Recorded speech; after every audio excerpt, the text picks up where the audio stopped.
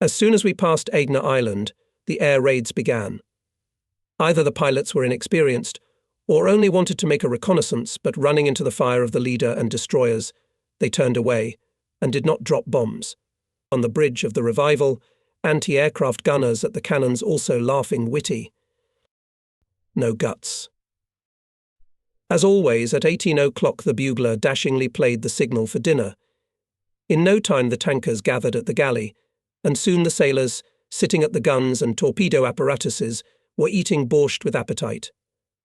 In the wardroom, too, as always, the table was set, and the chief messenger, in all white, invited us to the table. But Petunin, the ship's commander, and I decided to grab something on the bridge. The whole environment was very unusual and turbulent. It was evening. In the southwest, the glow of fires was still rippling over the shore, and smoke was rising high to the sky. The sea had calmed down, the sky in sparse clouds. On the horizon behind us, clearly visible ships' rearguard, you can see how they are short bursts of anti-aircraft fire on the scout planes. Ahead on the course of dozens of transports stretched out in a long chain, going eastward over the horizon.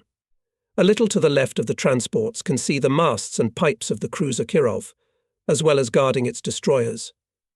In short, the whole sea is piled with a forest of masts. On the approach to Carey Island, we overtake the ships of the third, final convoy. On the decks we hear harmonica and song. The soldiers are waving to us in a friendly manner. The camp dinner was not over, as several groups of junkers began attacks on the transports of the head and end convoys. Airplanes appeared from behind the forest on the southern shore of the bay. The cruiser Kirov, followed by the entire fleet, opened heavy anti-aircraft fire. There was not a single non-firing ship. Beat anti-aircraft guns, machine guns and machine guns of all calibers. Air attack was repulsed. Dozens of bombs, Hitlerites, dropped far from the ships. It seemed to many of us that several enemy planes caught fire and found their end in the sea. Ringing-voiced signallers also reported about it. Anything can be, under the anti-aircraft symphony. And ended our first dinner at the transition. I wanted to believe that the whole first day of the transition will end well. It's getting dark. The sea has completely quieted down. The wind has also subsided. The turbofans of the ships are buzzing. In calm weather, their hum is far spread over the sea, and of course strongly demasquerades us, because by its characteristic sound you can immediately determine which ships are coming. We are standing on the wing of the bridge with Serebrennikov, the commissar of the staff, and we can't take our eyes off the horizon, from the grandiose dawn, against the background of which the masts are swaying. The ships go silently and persistently forward. At 19.00 junkers appeared in the sky again. They went this time in the direction of the first head convoy. Ships of the main forces opened fire from all guns. Fascists, and this time staggered away from the cruiser and, bypassing it, collapsed on the transports. In the twilight, clearly heard ruptures. Even our ship shuddered. We see two bright yellow flashes, turned at once into fires. There was silence on the bridge. The bombs hit the target. Binoculars are fixed on the damaged ships. But they are far away, nothing to see. Always perfectly in control of himself, Captain Second Rank P. N. Petunia loudly commands.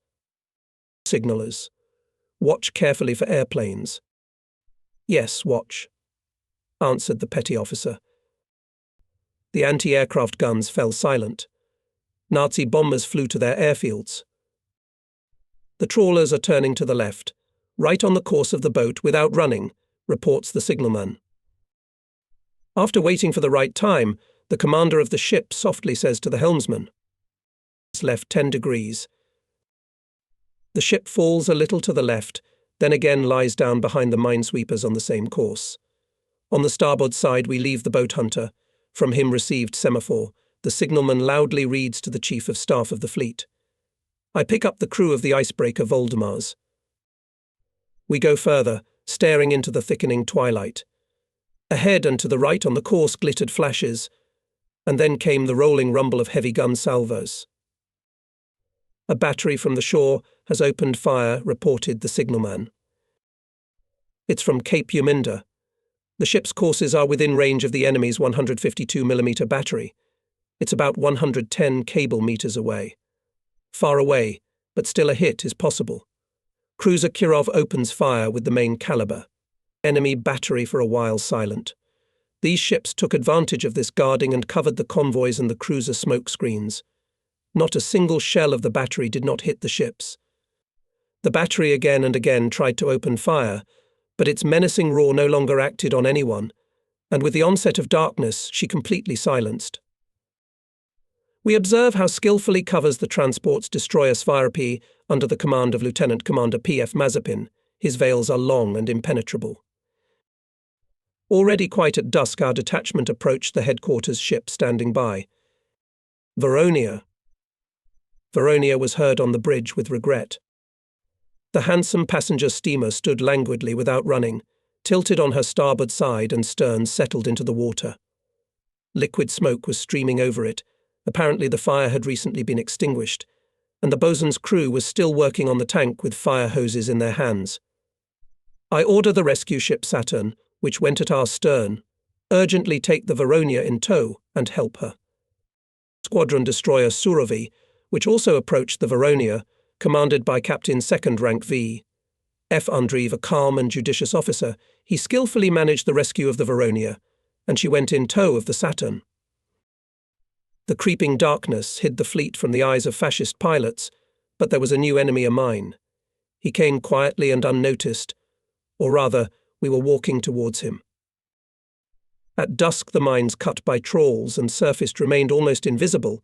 It was difficult and dangerous to shoot them, because many small ships, especially boats, often passed around the mines. All the attention of the signallers and lookouts was drawn to the sea, for the sky was as if gone, closed from us by darkness. There was no danger lurking there yet. But any object on the water, a barrel, a box, everything seemed to be mines, and the ship was manoeuvring, trying not to touch anything and nobody with its hull, and there were many objects floating by a broken dinghy, broken furniture. And here floated a lifebuoy with the inscription Trawler Crab. On the left, 20 degrees torpedo boats, reported the signalman. They are coming at us. 6 fascist boats were coming at us, at full speed along the almost mirror-like darkening surface of the sea. The commander asks my permission to open fire. The chief artilleryman is setting the guns. Everything is ready. Silence on the bridge, quiet, and at the guns we listen to the reports of rangefinders 90, 85, 80 cable meters. The distance is rapidly shrinking. To fire from a long distance at such small targets means to reduce the chances of a direct hit, and misses will immediately make the gunners nervous. No, we must shoot for certain. 65 cable meters. Almost shouts the rangefinder. I order. Open fire. And at once the 130mm guns of the leader roared. They are echoed by the guns of the destroyer soon. In peaceful days, when guns opened fire during training firing, we usually plugged our ears with absorbent cotton. Admittedly, as a navigator, I was not particularly fond of artillery firing. What pleasant, even caressing sounds our cannonade seemed now. I was standing almost next to the gun. The shock wave was hurting my eyes, but we did not even notice it. We were watching the boats with binoculars. Underflight. Again underflight. The cannons are firing as if slowly. The artilleryman gives commands calmly. Well done. The fascist boats are still coming at us. They're getting closer. And then the sea lights up with orange flames. We hear 3 explosions. One of them is particularly strong. Apparently the torpedoes exploded together with the boat. The wreckage of the second boat is falling. The third. Everything is shrouded in light smoke. Another flash shone through it. Then we saw the 2 surviving boats fleeing north, surrounded by the bursts of our shells. 4 gunboats were destroyed, 2 escaped. There's a hurrah going around the ship. Shout not only our sailors, but also the sailors of soon. We see how on the tank of the destroyer people enthusiastically waving us visor. Everywhere only and talk about the reflection of boats. After all, they carried 12 torpedoes. This would be enough not only for our Minsk, but also for a couple of similar ships, not to mention the transports that were on our right in parallel courses. So we covered our friends, the commanders at the guns said proudly. The mood was wonderful, but it did not last long. A tongue of fire soared ahead. A deafening blow shook the sea. And here was another explosion, now behind us. The signalmen had no time to make logs. The radio operators were intercepting alarming messages. We learned that the rescue ship Saturn, assisting the Veronia, was killed on a mine and a little later died, and our Veronia. Heavy news follows one after another. Every now and then mines burst in the trawls of the trawlers of the first convoy. We have to change trawls, which delays the general movement. Ships going without lights, it is difficult to hold their place in the line. In the trawls of the third convoy exploded 9 mines. Almost all trawls are broken. And by night in this convoy in good working order was only 1 pair of minesweepers. The fourth convoy also suffered losses. The gunboat I-8 was blown up. There is no connection with the submarine Shachi 301. Even more difficult situation in the detachment of the main forces, which at this time went to the head of all convoys. Here minesweepers picked up 4 mines at once. Trawls broken. The minesweeper gaffle was damaged. Replacing the trawls created a delay in the movement. Alignment was inevitably broken. In addition, interfered with the attacking ships of the first convoy from behind. The submarine S5, which was following the cruiser in order not to collide with it, came out of the trawl lane. Here she hit a mine. The explosion was extremely strong, probably detonated torpedoes of the boat. A copper-red flame rose above the sea and quickly disappeared without any smoke. On the bridge of the lost boat was the brigade commander, hero of the Soviet Union, Captain First Rank N.P. Egyptko. He was thrown into the sea by the explosion. He swam for several hours until he was picked up by a boat passing by chance. After a quarter of an hour from the bridge of the cruiser, noticed that the starboard paravan came to the board and floated. A mine was clearly visible in it. Immediately overboard went down 2 sailors with an autogenous burner. They cut off the trawling part of the paravan. Together with it, the mine went down. All this was done while the ship was underway. Mine at any moment could touch the board plating and explode. How much heroism our sailors showed that terrible night. The minesweepers ahead of us continued to pick up mines.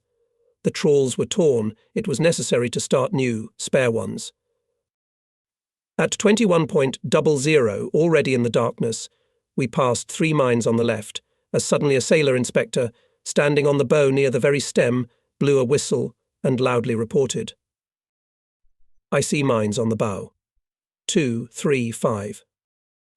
The commander tore the engine telegraphs to full astern. There were indeed 5 black balls floating along the side. And at the same time, a deafening explosion swept over the sea. The destroyer Yakov Sverdlov, the oldest of all our destroyers, disappeared from the sea surface. The cruiser Kirov opened fire from its main caliber. What's the matter? It turns out that 4 fascist torpedo boats have appeared. At the first shots of Kirov, Hitlerites put a veil and disappeared. The sailors of the leader Leningrad also resolutely fought with mines. 2 mines got stuck in its paravans at once. 1 paravan was torn off by the explosion. The other mine surfaced at the board. The sailors pushed it away with poles and, passing it to each other, carried it aft. The ships reported about the discovered mines on the line to all backward going. We watched and listened to distant explosions, then shuddered from the close explosions in the trawls of our trawlers which we followed. Mines were bursting singly and several at once. By 22 hours the trawlers of our detachment had etched and detonated 21 mines. How many terrible horned balls floated further, nobody knows. It is a pity that all trawls were broken. The trawlers went only with paravans in the formation of the ledge to the right. The width of the trawl strip was continuously narrowing, and, in the end, was only 1.5 cables.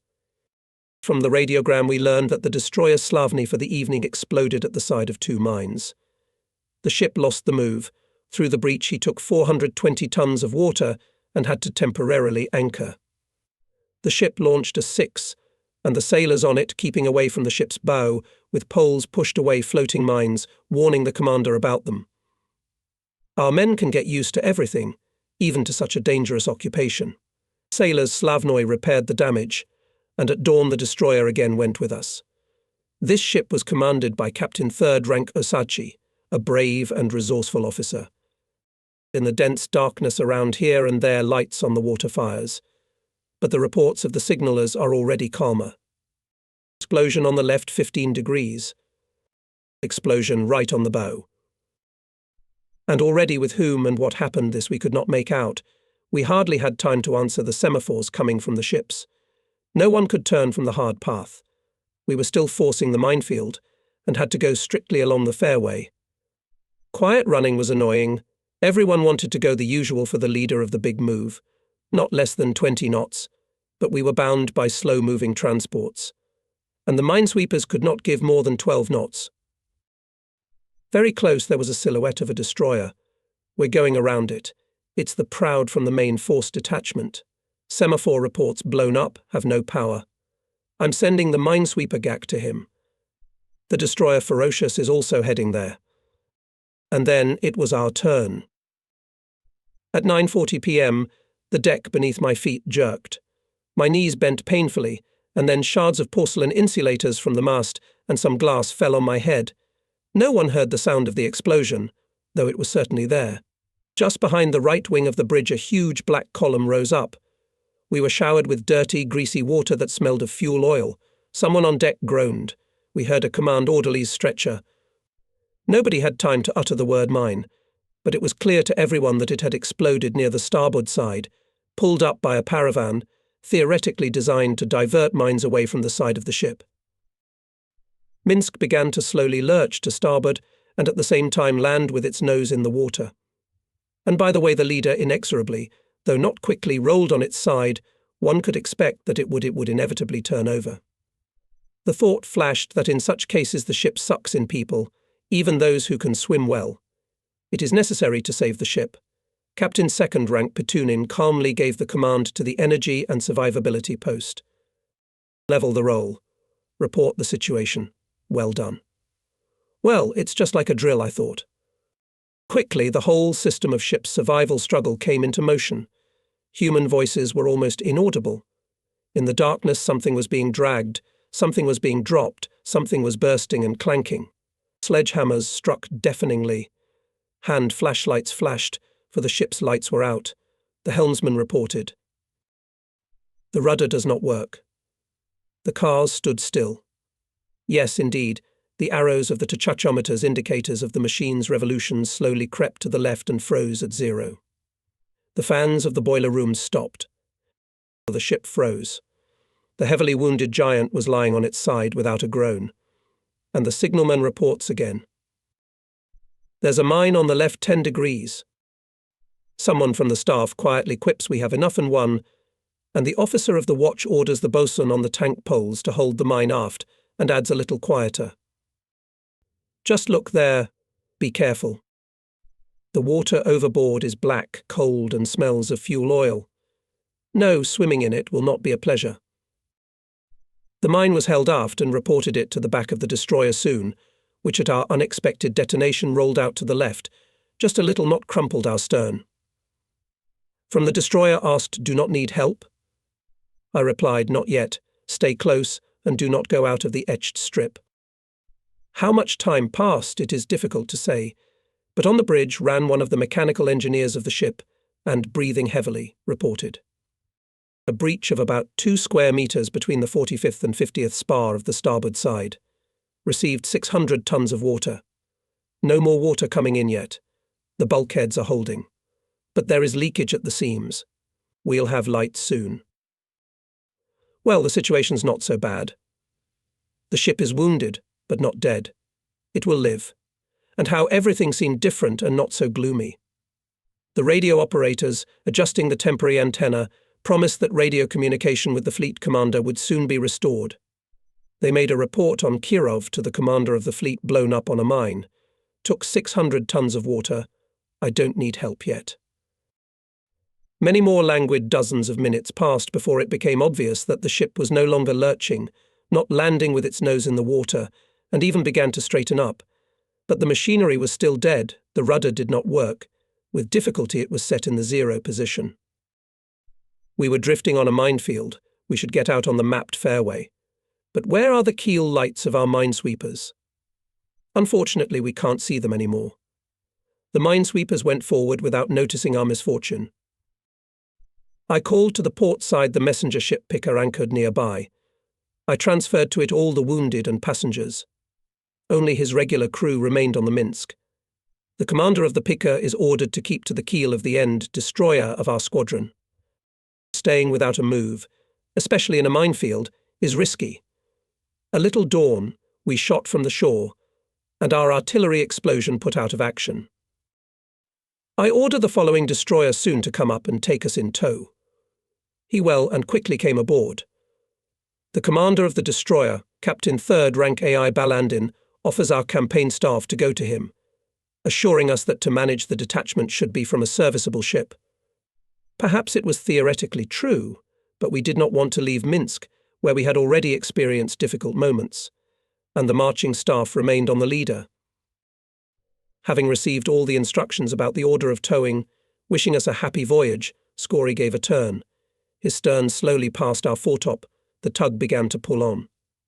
Gleaming like a small star was the destroyer's keelwater fire. We were gently jerked forward. Minsk wanted to take the turn, but the tugboat suddenly settled down before it had time to pull up properly. The explosion seemed very distant and deafening to all of us. I only remember in the darkness the shriek of the signalman. Ambulance. Then the sailor's voice was cut off. I saw how the destroyer yawed to the right. Its bow began to rise quickly out of the water, and together with it rose the stern with propellers and rudder. The hull of the ship folded like a penknife and went rapidly into the water. Here a special sound came to the ear, as if dozens of cupboards with a mass of dishes were falling, and the scraping and hissing of steam, as if a red-hot iron was lowered into the water. All this seemed like a terrible dream. The sea was dotted with dozens of heads and dwarfed by inarticulate cries. The stupor on the bridge at once passed. The commander ordered dinghies on the water, ends and circles overboard. This same I ordered Captain 1st Rank Piotrowski to transfer to the back of the coming ships. The dinghies were immediately on the water and rushed into the thick of drowning people. Above the water, the screams were unceasing. I remember a hoarse voice. "Hey, on the dinghy. Take the wounded man. I'll hold on a little longer." We lifted from the water about 100 people. Captain 3rd Rank A, Balandin and Battalion Commissar S. Korpikov were not among them. The commander and commissar remained on the bridge until the end and perished together with their native ship. Apparently, we were still on the minefield. It was too dangerous to go further without minesweepers, and at 22 hours 45 minutes I ordered the covering squad to anchor. The anchor chains rumbled. The detachment was 12 miles west of Wainlow Island. As we looked around, we saw many transports around, and they were also anchored. Not far away found silhouettes of the leader Leningrad and destroyers from the detachment of the main forces. Approached the minesweeper GAK, which I sent to the Gordon to provide assistance. Its commander reported that the SVRP took the Gordoy in tow, but now both destroyers were anchored.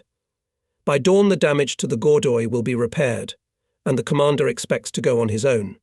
Receiving reports of the loss of ships and a large number of floating mines, the fleet commander, it turns out, even earlier ordered the entire fleet to anchor before dawn. This order was not received by all ships, as many were damaged communication equipment, so some stopped, others were still moving. Only by midnight all ships were anchored. Explosions stopped by night. The ships strictly observed light cloaking. Only it could cover them from boats and from enemy submarines. Inside the ship did not stop hard work. Sailors were tidying up the machinery and steering gear. Everyone realized that at dawn the enemy aviation would strike. Without a move from it cannot be saved. And the work was boiling. The roll of the ship was almost eliminated, but still persistently held trim on the bow. Soon the radio started working. Visibility completely deteriorated. Rain began to drizzle again. In the darkness we could hear the noise of engines. It was the convoy commanders went around on boats, their transports, gave the captains instructions on the order of further movement. There was an ominous silence on the sea. Voices and separate commands were heard on the ships standing somewhere nearby, but most often it was heard. There's a mine on the left. Watch out. There's a mine under your nose. Yes, the mines came and went. All the ships had sailors with poles in their hands. They stared into the darkness until their eyes hurt. Many ships had lowered dinghies from them. It was easier to see the mine. I went down to the deck and heard a light splash of water overboard. Someone was swimming slowly. A voice came from the water. On the destroyer, give me a dinghy. The man was swimming very close to the board. They wanted to throw him the end, but he shouted even louder. Careful, I'm holding on to the mine. The sailor swam and slowly took the mine astern. This was immediately reported on the line to all ships. The sailor was brought aboard.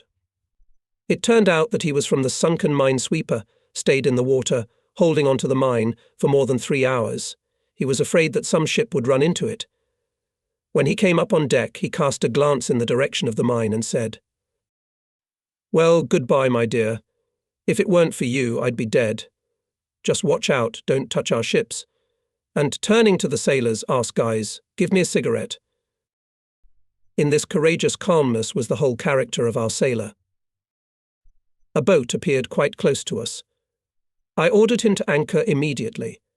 And then it turned out that he at dusk in a pair with another boat hunter picked up from the water about 70 people, some of them transferred to the destroyers. I ask in megaphone, "From what ship's people?" Quietly we answer, "From destroyer's rearguard." "Where is Admiral Rawle?" "Wounded, taken from the Kalinin to the boat." "Everything is clear. At dawn you can go to Gogland." I feel terribly tired. I'm hungry.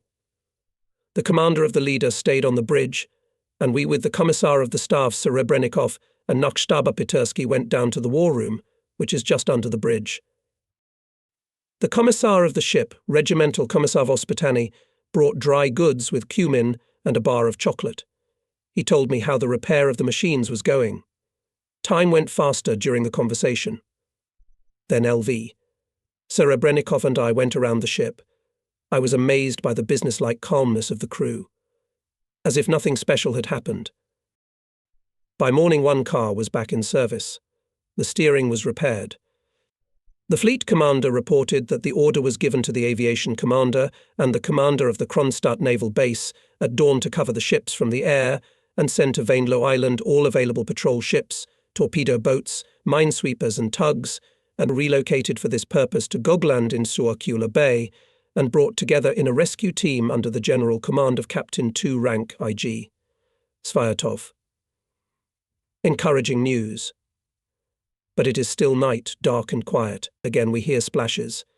Clearly people were jumping 1, 2, 3. What's the matter? What's with the night swimming? I ask about it in a megaphone neighbouring transport. The answer is quite unexpected. The sailors jumped overboard to push 2 mines off the side. It's all right. No more explosions were heard. Comflot ordered all ships to start moving according to plan at dawn. At 4 o'clock, the commander of the leader Petunin reported to me that the machines are checked, and we can go at our own pace, but still with trim on the bow. Now the order was passed to the ships of our detachment to anchor at 6.00, and the commander of the leader Leningrad to go head behind the minesweeper Gak. On the Minsk, after the explosion compasses did not work, we needed navigational leading, so we decided to go after the Leningrad. We will be followed by the destroyers Shuravy and Slavny, the messenger ship Picker, and 2 submarines of the type Sheish, which had fallen behind the detachment of the main forces. On one of them went submarine commander Captain 2nd rank Oral. The crew was given a night dinner, although it was already dawn. With what appetite the sailors refueled. The coxswains were satisfied. The prospect of moving forward had made everyone quite peeved. I went down to the wardroom. I walked in and gasped. It looked like a dump of garbage, broken glass and broken furniture. Every item had been ripped out of its place, broken and tossed into a corner. The sideboard was smashed, the dishes on it flew out, and became a pile of shards. In the faint hand flashlight light the wardroom seemed a gloomy cavern. The settee at the side of the ship was still in place, though it was littered with shards of broken lamps. A gramophone with a split record fell into the flashlight's beam. Surprisingly, the gramophone itself was not damaged. I started it up and put the diaphragm on the surviving part of the record. It was strange to hear the cheerful song Kukuraka, performed by the talented opera artist Novikova. Did she ever think that her voice would be heard in such a setting? The Vest sailors heard the music, were glad that their gramophone was alive, and cheerfully began to sing along. After I left for the bridge, the sailors were still spinning this record for a long time. It seems that the music was a healing balm for them. I walk on the bridge. The machine fans are already buzzing. The strong tea has dispelled the sleep. The singer's voice, full of cheerfulness and strength, still sounds in my ears. The night was ending. The silhouettes of the ships were becoming clearer through the fog. A little dawned, the cruiser Kirov, and after him and all the ships of the main force detachment dropped anchor and went after 5 trawlers. 4 others serviceable trawls did not have, and therefore carried only guarding the cruiser from submarines. And immediately began raids of fascist aviation, trying first of all to break through to the Kirov. Powerful anti-aircraft fire of the fleet forced the Nazis to drop bombs 100 to 200 meters from the cruiser. Then, having made sure of the futility of their attempts, all fascist aviation rushed to the transports. The only remaining trawler GAC was ordered to go around the ships with paravane and then stand at the head of the column. Our mine countermeasures were not strong, but we had to use it to the full. No sooner had we given the go, as the boat Mo 208 dashingly flew up to the starboard side, and the commander of the first convoy, Captain 2nd Rank N.G. Bogdanov, reported that his ships were ready to go, and that 2 transports and 2 minesweepers of the convoy were lost. Bogdanov asked to give him air cover.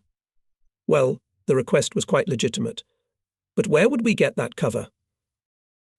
We started moving east again. Out of formation to our right was the destroyer Ferocious, towing the damaged Gordogo.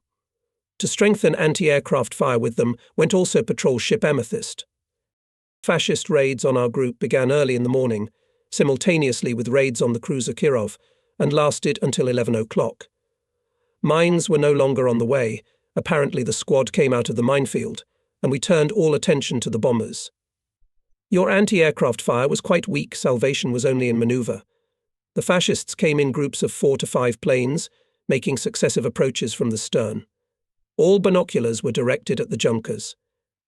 As soon as we noticed that the bombs were separating from the plane, Petunin commanded left rudder or right rudder. The bombs fell into the water, sometimes, however, much closer than we wanted, sometimes farther away, but never hit the ship. All I could hear was 2 on the right passed. 1 on the left passed. 3 hours passed in incessant manoeuvring. And the day was marvellous. The sun was flooding the quiet, slightly rippling sea. It was cool, but we were standing on the bridge without overcoats, with unbuttoned tunic collars. We were hot. Petunia skillfully managed the ship, and the German pilot, so I did not manage to get into it. Other ships were also attacked. Our anti-aircraft gunners steadfastly repulsed the enemy's air attacks. They shot down 1 bomber, which before our eyes crashed into the water. Having bombed us for the last time on the approach to the island of Gogland, the fascists finally fell behind. And from the island, torpedo boats were already rushing towards the convoys, followed by slow-moving minesweepers, tugs and rescue ships. It is difficult to convey how many trials our people endured during this campaign. At sunset on August 28th, the submarine Sheikh 301 exploded on a mine. Its commander, Captain Lieutenant Greatshave, concussed, long swam in the sea, but fortunately was spotted and picked up by a hunter boat, and then transferred to the headquarters ship Veronia. A few hours later, however, the Veronia was lost as well. Greatshave swam again until he was picked up from the water and taken to Kronstadt. And this is not the only case. Some sailors were picked up from the water 2, 3 times, and they still made it to Kronstadt. The fate of the crew and passengers of the transport Ivan Papanin was tragic. I had long known its captain, the old Baltic sailor Alexander Petrovich Smirnov. In his time he commanded ships of the Soviet merchant fleet, including the 4-masted ocean sailing ship Tovarishch, on which I sailed in my youth. Captain Smirnov travelled around the world, and a few weeks before the war he retired at an advanced age. And suddenly I met him in Tallinn on the dock. "What are you doing here?" I asked him. Alexander Petrovich, a short, dense, outwardly gloomy and grumpy man, but in fact a rare kindly man, grinned. "Where am I to be if there is a war?" He glanced hurriedly around the bay. "I ordered my slackers to bring a boat by 18 o'clock, and it's not there." I sent him down to the roadstead with a speedboat. It turns out that in the first days of the war, Alexander Petrovich Smirnov came to the steamship department and offered his services. He was appointed captain on the ocean transport Ivan Papanin. When leaving Tallinn, it took on board 3,000 soldiers, 200 vehicles and other army equipment, and went to sea as part of the second convoy. In the evening, the transport was attacked by submarine and airplanes. Skillfully maneuvering a huge ship, Alexander Petrovich dodged 2 torpedoes and several dozen bombs. The next day in the morning, the fascists continued to pursue the transport.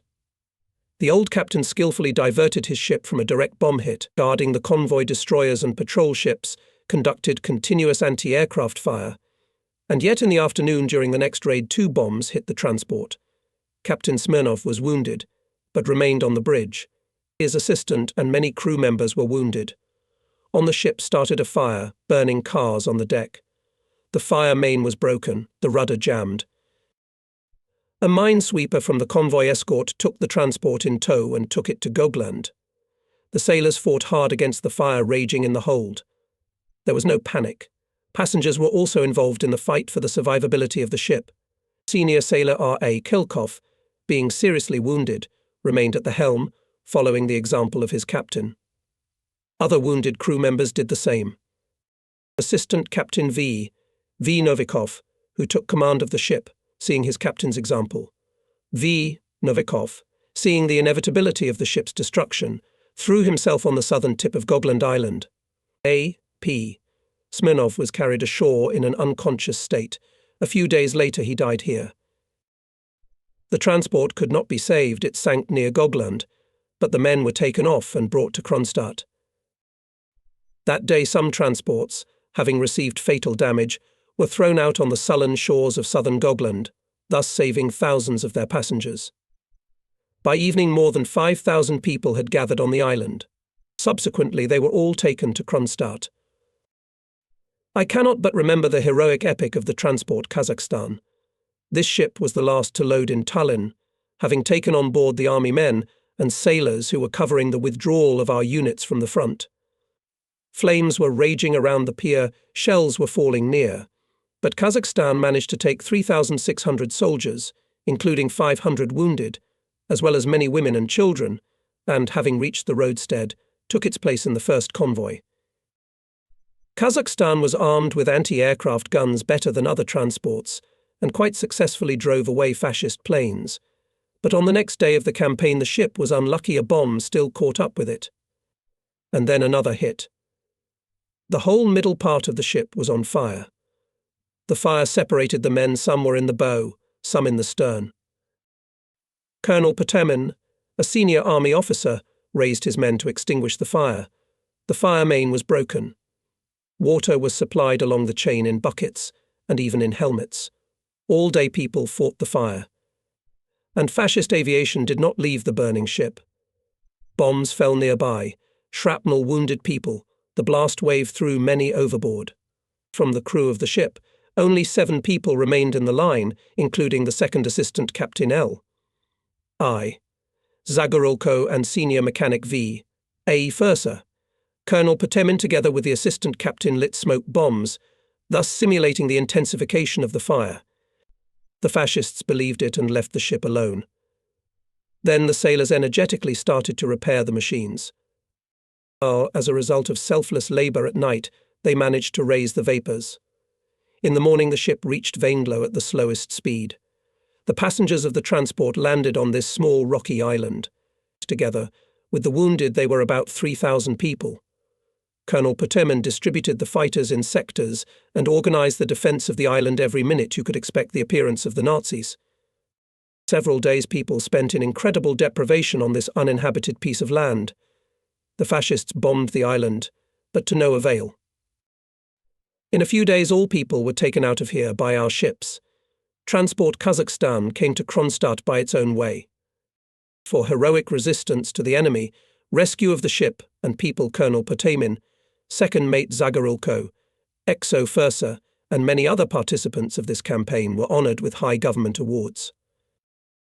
There were many such episodes. What marvellous people we have.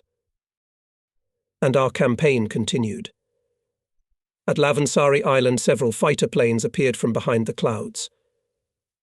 I was standing on the deck and talking to the sailors when I heard the song-like hum of our planes. Joy swept over us. Now Junkers are not afraid. If Red Star Hawks could fly to us yesterday or today at dawn, many and many ships would have reached their harbour. On August 29th at 17:00, the warships of the Baltic Fleet gave anchor at the big Kronstadt roadstead. And the next day they joined the defence of Leningrad. Their powerful artillery crushed the fascists, who were rushing to the city. Army and navy units delivered by ships were sent to the land front, joined the ranks of the defenders of the city. In the evening we say goodbye to the sailors of Minsk. Our voyage on the Leader lasted only 24 hours, but we will never forget what we experienced. We go to the boat. For a long time we look at the departing ship, at its strict outlines, full of swiftness and power. Low deck, slightly backwards slanted big pipes, long gun mouths and high bridge. The ship is scarred. Holes gaping in the chimneys, in the plating of the sides. On the roadstead, and in the harbours of Kronstadt many ships. Everywhere is being cleaned. Boats and tugboats are going around. As if there is no war. The Baltic Fleet again came to its old base. The grey old forts Peter's contemporaries look glumly. They have seen the sights, and in their time the warlike deeds always ended with the victory of Russian arms. More than one enemy fleet fled in shame from under their walls. The fleet of interventionists during the Civil War also fled. The fascists will flee too. I wanted to shout about it and fought Menshikov, and half-destroyed Pavel, looking at us reproachfully. "What are you thinking about, Admiral?" asked the military commander of the headquarters LV Serebrennikov. I answered not immediately, and what could I say? Probably many of our officers were thinking the same thing. Is not it all a nightmare dream?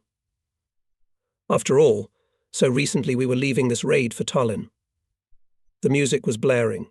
We were going to fight, if necessary, on foreign soil and in foreign waters. We loved the song "The Beloved City Can Sleep in Peace." And now we've retreated. And our beloved city is being shot at point-blank range by the enemy. I want to live to see the day when our fleet will go west again. We'll live to see it, assured Leonid Vasilievich, and here is the familiar staircase of the fleet headquarters. The same ancient, with a pendulum, large clock on the landing. I go into one, another office. They are empty. Everyone is having dinner. We go to the dining room. By tradition, my place at the table, to the right of the comfleet. I take it. Tributes became animated, waved his hands. Chief of Staff, you died with Minsky. We've already commemorated you. Not at all, I answer. Minsk is wounded, stands here on the roadstead, and I'm just hungry. There was laughter, but Komflot didn't give up. Chief of Staff, your information is inaccurate. You're dead. Come on, have your dinner. After we'll find out whether it's you or your shadow. The conversation at the table was merry, but I could sense that it was just a release of nervous excitement. In fact, everyone is preoccupied. Here people who are responsible for the fate of the fleet, for the fate of many thousands of people. And of course everyone was worried about the thought, why is it so? It is only the 3rd month of the war, and we have rolled away. I look at the head of the rear, Mitrofan Ivanovich Moskalenko. His bass still drowns out all other voices, and the hair on his head has turned white. In the friendly conversation, as if a heavy burden slipped off his shoulders. Whatever it was, but the fleet and the army in Kronstadt. The battle order was fulfilled, and for any military man it is a matter of honour and life. The question of the death Minsk still bothered me. Where did such information come from? Not far from me sat G.E. Pilipovsky. He began to explain quietly. in the midst of the battle with Nazi planes on the cruiser intercepted someone's distorted radiogram. Only one thing was clear: Minsk had blown up on a mine. Well, it usually ends badly, so they've written you off as a dead man. Yes, that's what almost happened. Fleet headquarters took over their old quarters. But many of the offices were empty because their owners were dead. It was urgent to establish the work of the headquarters, to staff it with people. Luckily for us, there were people. The Kronstadt naval base was disbanded. Some of the officers of its headquarters were transferred to us. There was no sheltered and protected command post in Kronstadt, so the Komflot ordered to urgently prepare a coastal flagship command post. Engineers offered an original solution, and the BFCP was created underground in just a few days. In the garden of the headquarters, builders dug a deep pit, placed in it a large cistern with 2 necks for entry and exit. The interior of the cistern was finished with wood and lincrust, and communications were brought in. At first everything went well, but the first close burst of a Nazi bomb so deafened all of us in this barrel that we left the new shelter at once and never returned there again. Soon the big hill above our unsuccessful CP was overgrown with greenery and remained a monument to the past. We had to quickly get acclimated to the new environment. War knows no rest breaks. Head of the operational department of the headquarters began to select land maps, references and reports. The land situation, of course, worried us very much, and ships kept coming in from the west. On the streets adjacent to the harbour stood elderly men, women with children, patient and silent. They searched with their eyes for their relatives and friends among the people coming off the ships. And those were walking in lines of 50 and 100 people. These units had a strange look. One could not tell whether it was a sailor, a commander, or a civilian. Everyone was dressed in whatever they could find. These are people pulled out of the water. Half dead, wet sailors led them to the cabin, and instead of wet clothes offered them what they found in their chests. And now some of them were wearing white, clean but very short pants, tunics not according to their height. Others were wearing stripes, or even one overcoat thrown over their naked bodies. These teams were sent to the naval crew. After the bath, or as it is customary to say in the Navy, after sanitization, all the sailors received new uniforms and looked like first-year sailors. I met my old friend, Intendant First Rank Peshkov, and our writer Mikhailovsky. Both swam in the water until they were picked up by patrol boats. But not all our co-workers were able to pass through Kronstadt as part of such teams. Many did not reach their native land. They were swallowed up by the sea. Autumn twilight descended, and at the gates of Ustios, Yogotka, and at the wharves in Petrovsky Park, all Kronstadt residents stood waiting for their loved ones. The main forces of the fleet were already included in the everyday combat life. Some ships were waiting for their turn to enter the dock for urgent repair of damages. Others greedily sucked fuel from barges and took ammunition. Battleships and cruisers were ready to open fire on the enemy at the first request. Anti-aircraft gunners kept vigilant watch. At any moment junkers and Messerschmitts could appear. Transports were coming and going from the sea. They had to be quickly unloaded from passengers or sent to Leningrad. The minesweepers, these truly heroic toilers of the sea, towed those ships that could not go on their own. Together with patrol boats, took off the rescued people from the islands of the Gulf of Finland and delivered them to Kronstadt. This work continued for several days and nights. The headquarters had to supervise it, to give instructions about the place of moorings, about cars for receiving the wounded, to warn hospitals and the rear of the fleet. On the morning of August 30th, operational duty on the headquarters of Captain 3rd Rank V.I. Andreev reported to me. Intercepted open radio fascists. They assure that 40,000 Reds were killed near Tallinn. The cruiser Kirov is allegedly badly damaged. 2 more cruisers and 200 transports were sunk. That's all. I remarked. If the fascists have to lie so brazenly, it means that they got Tallinn at a high price.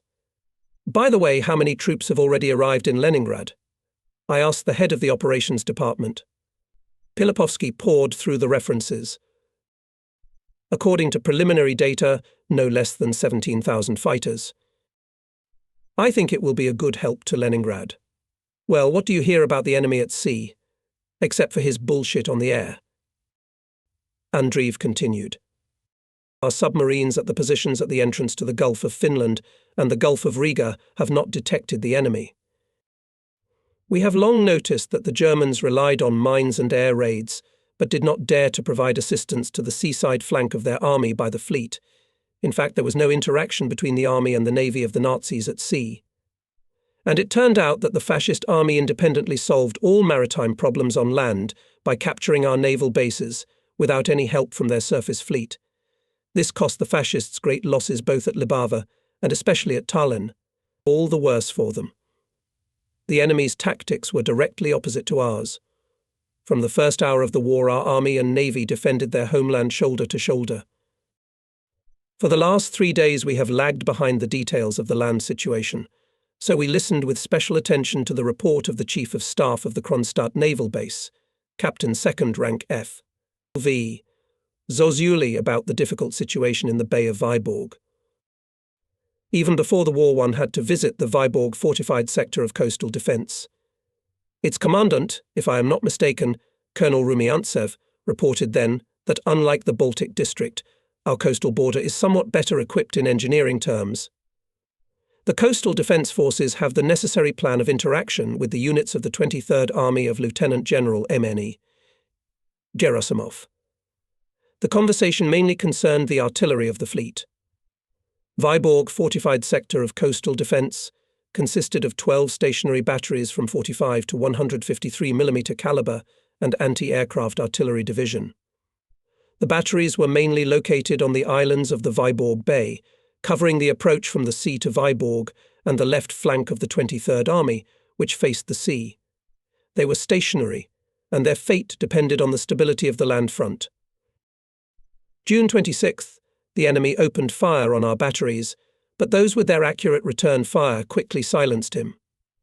3 days later, the enemy tried to break through the front in the seaside area, but it failed. The Army and Navy artillery stopped him. Having regrouped his forces and created a large numerical superiority, on July 31st the enemy began an offensive against Leningrad on the Karelian front. He threw against us 2 corps of 7 divisions each, with strong support of aviation. After 20 days, the enemy managed to break through the front. Our troops began to withdraw to the south, leaving Vyborg. The ground troops were actively assisted by ships of the Skeri detachment, but the enemy continued to advance. Particularly heavy losses were suffered by the 50th Rifle Corps. Its 115th and 123rd Divisions, caught in the encirclement, lost artillery, tanks, and even most of the small arms. "That was the end of our Vyborg sector," said Fyodor Zozulia.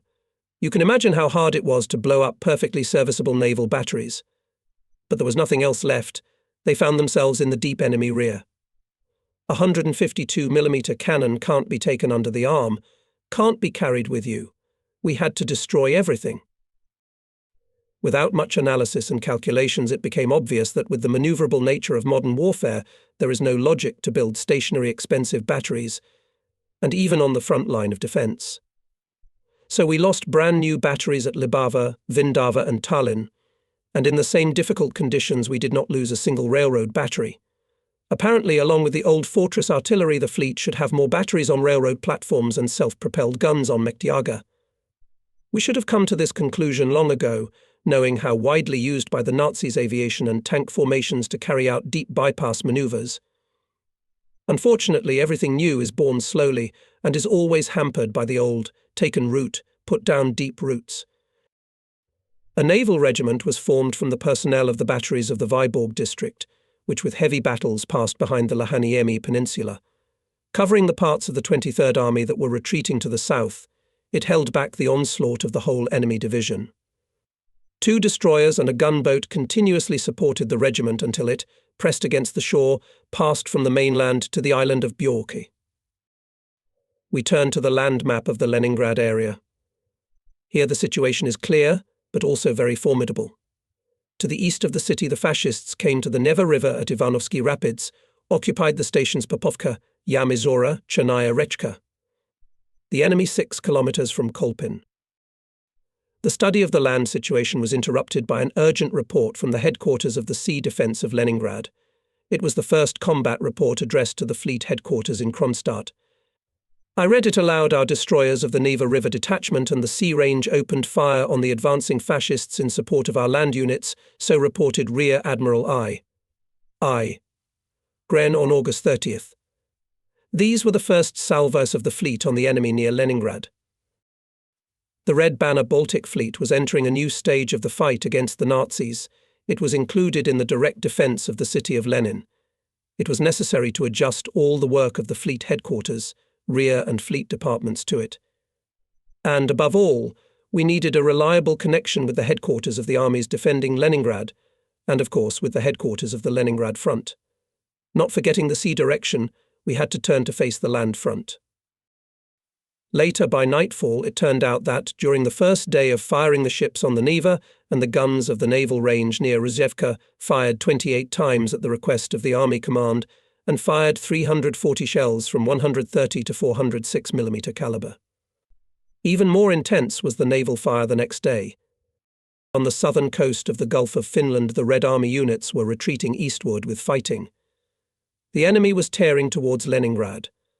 Already on September 1st, our strongest 12-inch coastal batteries on the famous Fort Krasnaya Gorka opened murderous fire on fascists. Hitlerites, caught under the shells, stopped, and then began to streamline the fort at the limit of range of its guns.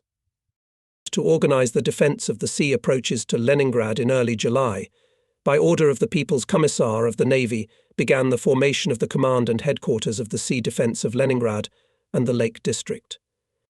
This organization was at first subordinated to the Chief of the Northwest Direction, and with the arrival of the Military Council in Kronstadt directly to the fleet commander. It played a major role in the defense of Leningrad, especially from the eastern direction. Already in mid-August, the MOL headquarters formed and installed in the area of Nevskaya Dubrovka, and the mouth of the Neva River 6 batteries removed from ships, 18 guns 120 mm, and an additional 2 guns 180 mm caliber. The batteries were manned by sailors and retained the names of those ships where these sailors served. When visiting the batteries, their commanders were introduced to me in this way.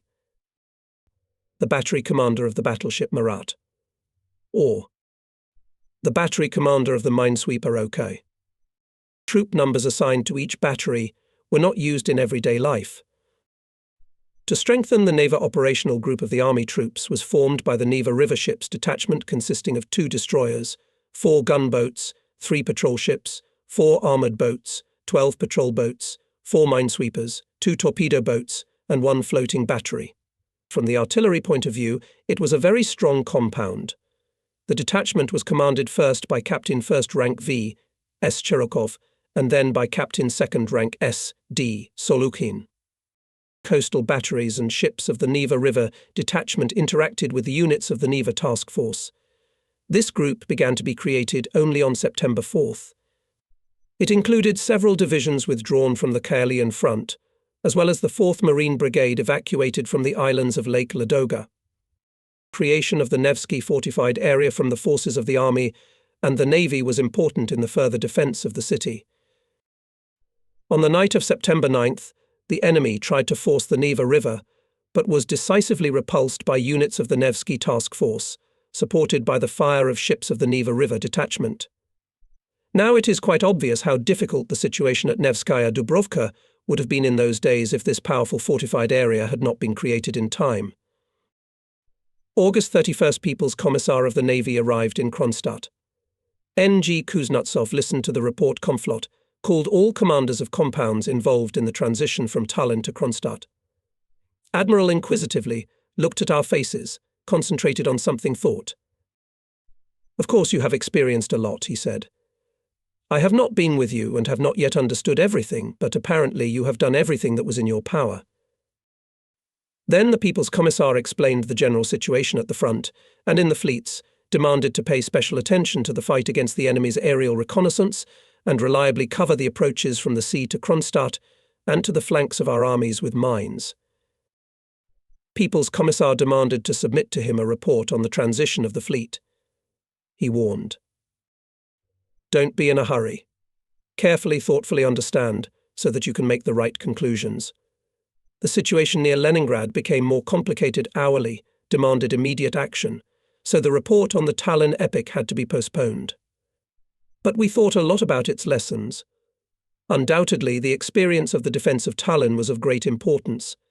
It came in handy in the battles for Odessa and during the evacuation of its garrison. True, there the ships were easier, they did not force minefields, did not go between the banks occupied by the enemy and saturated with artillery and airfields. In addition, our aviation covered the Black Sea ships.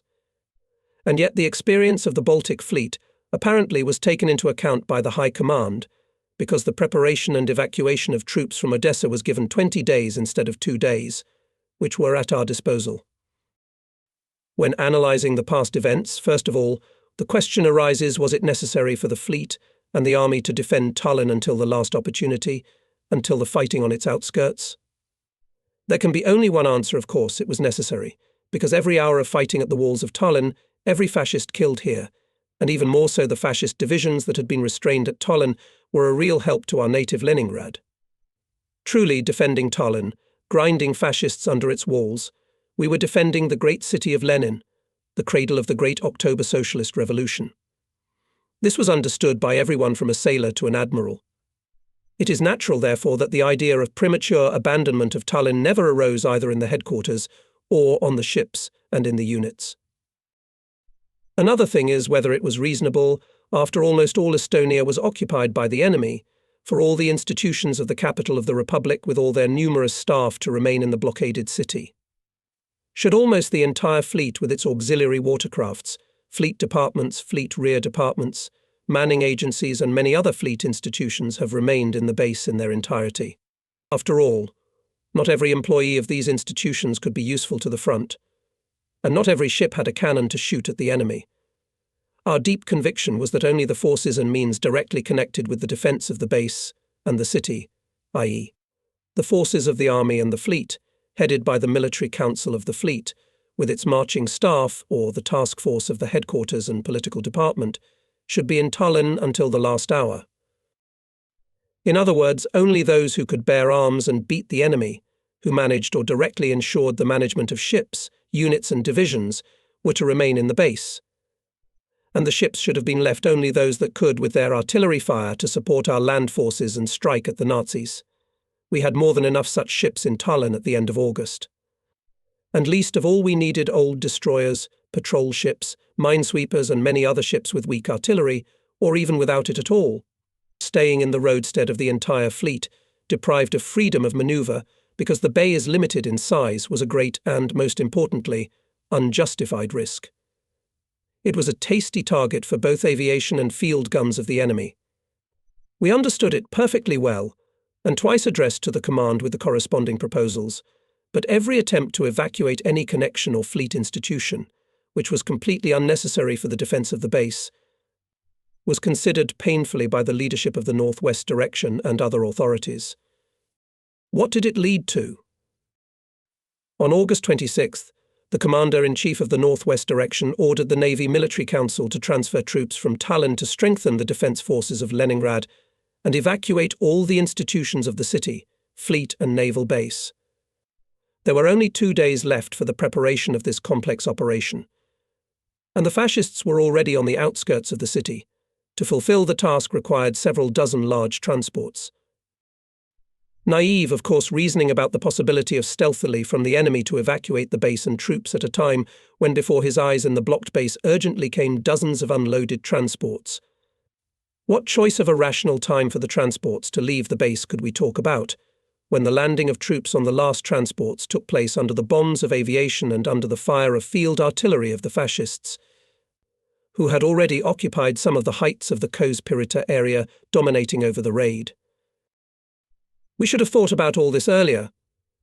The fact that a lot of unnecessary institutions and people remained in Tallinn until the very last day was a mistake of the High Command, and our misfortunes and unnecessary sacrifices were laid in it. Later we addressed to the Doctor of Naval Sciences, a great expert of mine torpedo business, captain of the first-rank Kaireev, with a question: how many, in his opinion, it would be necessary to have minesweepers to conduct almost 200 ships through minefields of the Gulf of Finland. Based on the data available in the fleet headquarters about the Nazi minefields, Kaireev concluded that their density was at least 155 mines and 104 mine defenders for every mile of the minefield front. This is a very high density. To get the ships through such an obstacle, several rows of trawls were needed. Kyriev reported to us with conviction that a minimum of 100 minesweepers was required. In other words, he confirmed all our preliminary calculations, which I have already written about. The fleet had only 10 basic minesweepers. It was known in advance, as well as the fact that the airfields near Tallinn are occupied by the Nazis and the fleet is deprived of any air cover. And yet the surrounded city was not unloaded in advance from everything that was not directly related to its defence. But then we could go to sea, not with 200 ships, but with only 20, and 10 minesweepers would have coped well with the protection of the convoy from mines. Comrades often ask me how our fleet headquarters worked at that difficult time. What were we doing right, and what were our blunders? Questions are far from idle, and I will try to answer them. First of all, about people. The headquarters of the Red Banner Baltic Fleet was staffed with experienced, educated sailors. The party organization of the headquarters rallied the communists into a friendly and efficient team. I considered it a great honor to serve in such a team and moreover to lead it. We worked hard and with all diligence. It was not our fault, but our misfortune that this work did not always bring the desired results. We acted the way we were taught back in the Naval Academy, the students of which were almost all of our staff commanders. Year after year we were brought up to believe that we would fight on foreign territory, with little blood, quickly and successfully. And we tirelessly developed active offensive plans. Of course, there was some benefit from these trainings. We acquired skills in planning operations, learned to make calculations quickly. There was also a practical benefit. Calculations made by us in peacetime came in handy, in particular, in the setting of defensive mines, in the deployment of submarines, in the organization of operational air reconnaissance. But many voluminous folders with operational documents, the result of long and painstaking work of the staff, were not even opened during the whole war. They turned out to be simply unnecessary and suitable only for the archive. Life imperiously dictated its own. Thus we urgently needed, if not plans, then at least approximate calculations for the evacuation of our naval bases. We had never drawn up such documents. In fact, who could have mentioned it before the war? And that's why we immediately found ourselves in a time crunch. For the evacuation of naval bases, the fleet headquarters, and all the headquarters of formations and rear guard bodies were completely unprepared. Hence the inevitable overlaps, losses of ships, personnel and property. And if there are losses, look for the culprits. And the headquarters were under the attack first of all. They say, did not foresee this and that. It is forgotten that, until a telegram came from Stavka to leave such and such a base, no one dared to make a peep about withdrawal. But now the withdrawal was made, and new problems arise where to send the retreating formations of ships, where to base them in the future.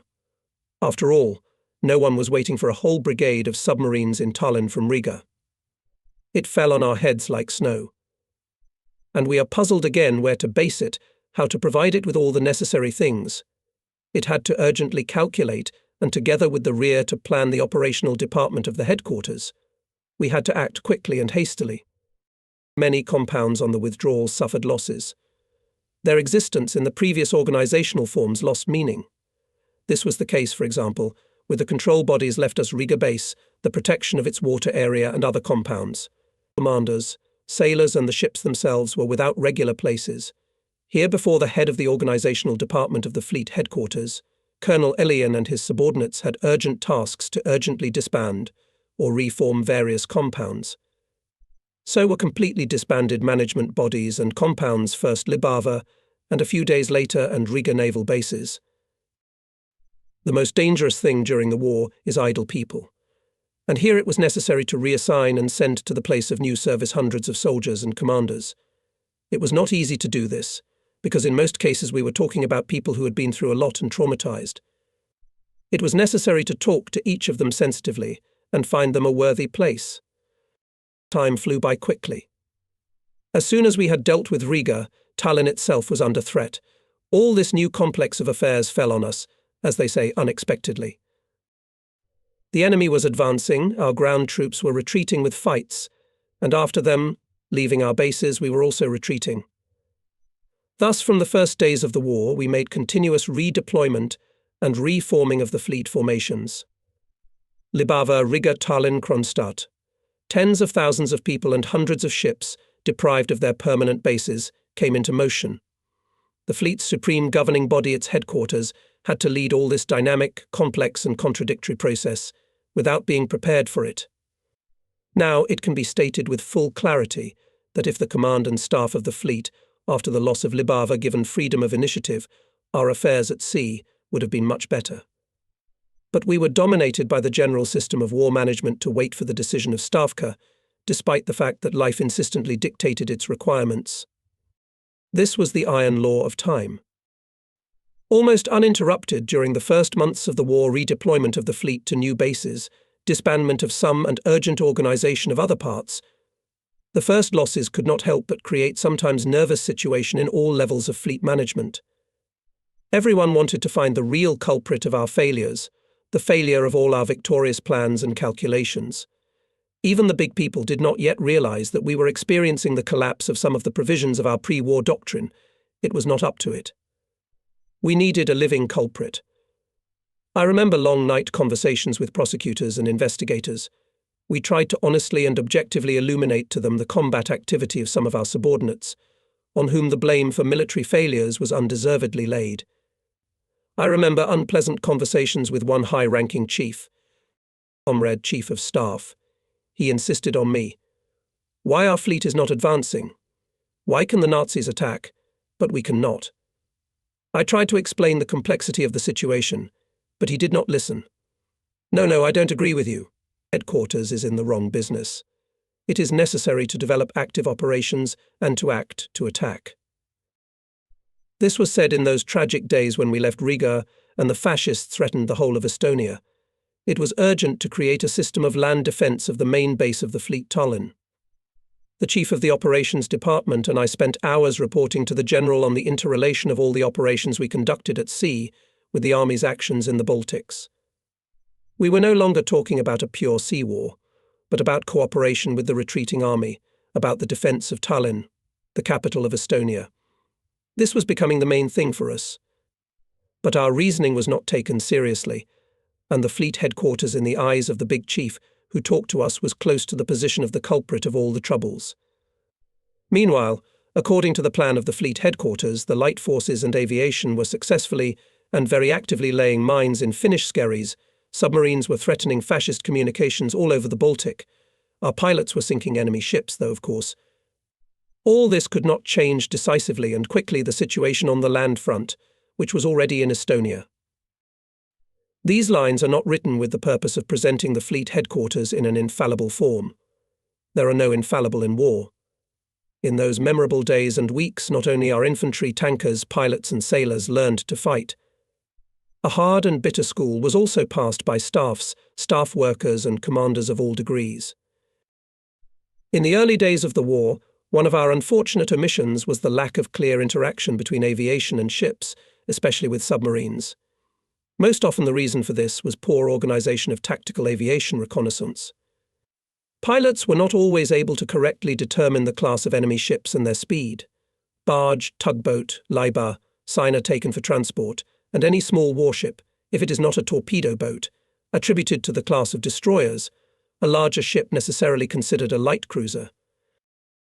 It is not difficult to guess what led to such mistakes. To hit destroyers and cruisers requires a completely different organization of forces than to hit the transports and self-propelled barges. These miscalculations cost us dearly, especially when the struggle unfolded in the Abensky Strait. Practice has shown that to receive data in time and quickly put them on the map of the operational situation is not everything. The main thing for the operator is to immediately compare the received data with the previous data of the situation and make the necessary operational and tactical conclusions. Before the war, we apparently did not sufficiently teach commanders at the academy and in the Navy. With these gaps in their training, they entered the war. When now, many years after the victory, studying the operational documents of that time, it becomes clear that, using combat reports, the headquarters could make more thorough and far-reaching conclusions than those that we reported to the Conflot. Of course, it is impossible to imagine that from the first days of the war in it participated only experienced, already wise past battles chiefs. It does not happen like that. The more valuable is the experience of the patriotic war, which will be of great benefit in the training of our current officer cadres. I cherish myself with the hope to bring to the readers at least a grain of this experience, gained at a high price. On August 31st, late in the evening was received the order of the Commander-in-Chief of the Northwest Direction. This was probably his last order. By the GKO decree of August 29th, the Northwestern Command and its headquarters were disbanded. The Leningrad and Karelian fronts were transferred to the direct subordination of the Stavka. The Red Banner Baltic Fleet was promptly subordinated to the commander of the Leningrad front.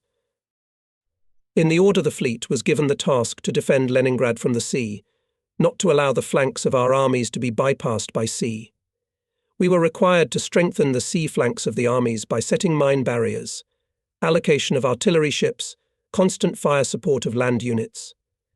Our duty remained the reconnaissance of the enemy on the sea direction, actions on his sea communications, defence of the Moonsund Islands and Hanko base. No one rested at night in the headquarters. First of all, it was necessary to determine the place of mine laying. Along both shores of the Gulf of Finland, land units with persistent fighting were withdrawing to the east, and it was not easy to find out where exactly are now their flanks. To lay mines allocated a squad of ships consisting of a minesweeper, destroyer, minesweepers and boats hunters. The commander of the minesweeper, Captain First Rank N. I. Meshchersky, appointed commander of the detachment, was called to the headquarters. Komflot explained him the situation, ordered him to immediately take mines and prepare for the campaign. Always calm, poised, Meshchersky replied, I have, and, leaving the Komflot's office, immediately telephoned the ships and gave the necessary orders.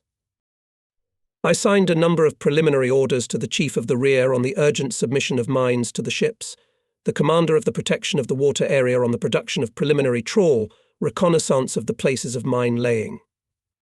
In a room with darkened windows, at a large table bent over the map officer's operators, thinking over the order of action.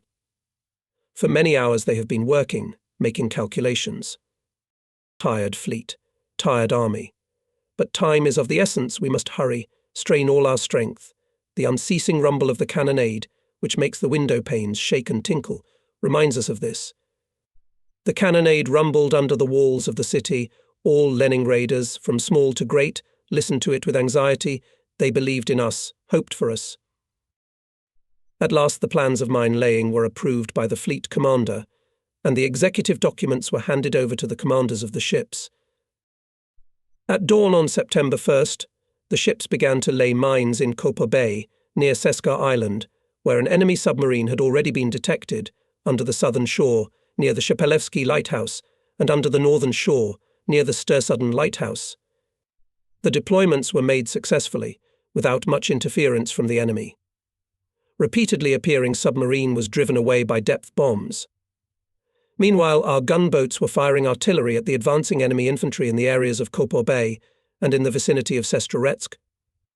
The firing of their guns was overlapped by powerful salvos of 180mm guns of railway artillery on the southern shore and 10-inch guns of the northern Kronstadt forts, hitting large targets in the depth of the Nazis. The 23rd Army, with the support of naval artillery, managed to stop the Nazis on the line of the old state border, but it was only 30 kilometers from Leningrad. There was a mighty rumble in the air. If the forts were silenced for a while, line ships or cruisers opened fire. Kronstadt was formidable. Dozens of its guns threw shells at the enemy.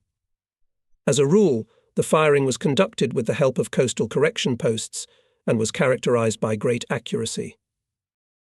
The enemy fiercely stormed Leningrad, intending to occupy it from the start. Ships and Kronstadt he has not yet touched. Although Hitler's propaganda repeatedly announced on the radio that the Baltic Fleet, as a force, no longer existed, but the fascists made air reconnaissance of Kronstadt day after day. We, unfortunately, very badly fought with spy planes. We detected them late, and therefore anti-aircraft fire was ineffective, and there was almost no fighter aviation in Kronstadt. It operated at the front near Leningrad. Not a single scout we did not shoot down then. Conflot often called the Commander of Aviation General MI. Samokin on this occasion, demanding to take the most decisive measures, but apparently it was not so easy to do it, since the fighter aviation was in operational subordination to the front. We strictly demanded that the ships did not stand long in one place, and with the departure of the air scout necessarily change their disposition. It was difficult to maneuver even destroyers, not to mention cruisers and battleships in the navigational constraints of the Kronstadt raids. But using the sea canal, the Bolshoi and the Eastern Rays, we still tried to move the ships, not to let them stagnate.